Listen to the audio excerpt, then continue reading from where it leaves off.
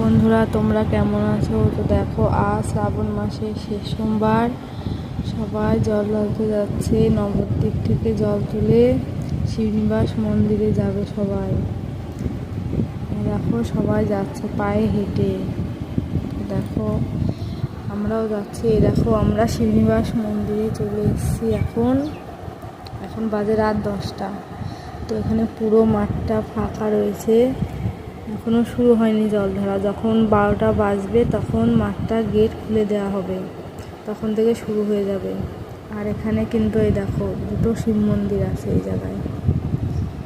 দুটো একই মন্দির, একটা সর্বপ্রথম করা হয়েছিল আর একটা পরে করা হয়েছে। দেখো, পরে করেছে সেই মন্দিরটা হলো এদিকে, তো এটাই পরে যাচ্ছি। আর এদিকে আর একটা মন্দির আছে, ওই দেখো তোমরা দেখতে পাচ্ছ, ওটা রাম সীতা মন্দির। আর দেখো, এই মন্দিরটায় আমরা